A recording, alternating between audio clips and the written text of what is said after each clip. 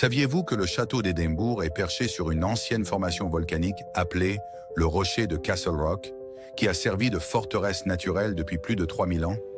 Cette position stratégique a permis aux défenseurs de voir les ennemis venir de loin, offrant une protection inégalée. Une légende raconte que le trésor perdu de la reine Mary, caché dans les profondeurs du château, attend toujours d'être découvert. L'histoire du château d'Édimbourg est aussi riche que tumultueuse.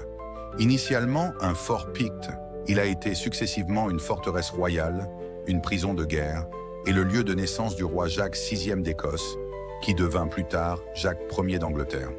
Le château a été le théâtre de nombreux sièges, notamment pendant les guerres d'indépendance écossaises, où il changea plusieurs fois de main entre les Écossais et les Anglais.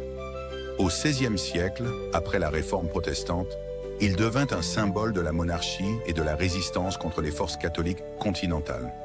Au fil des siècles, le château a évolué, accueillant des joyaux de la couronne écossaise, les honneurs d'Écosse, qui sont les plus anciens régalia d'Europe encore existants.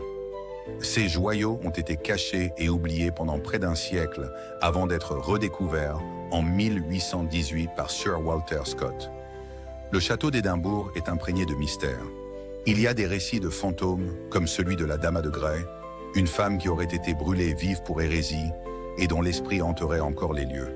Les tunnels secrets et les oubliettes ajoutent une couche de mystère, avec des légendes parlant de passages secrets reliant le château à d'autres parties de la ville.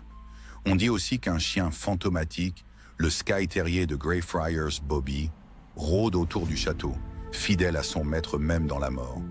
Le château d'Édimbourg est bien plus qu'un simple monument. C'est un livre ouvert sur l'histoire de l'Écosse, tissé de légendes, de drames et de secrets jamais révélés, gardés par des fantômes et des énigmes à résoudre. Si ce voyage dans le temps à travers les pierres du château d'Édimbourg vous a captivé, suivez-moi pour découvrir d'autres merveilles historiques dans mes prochaines publications.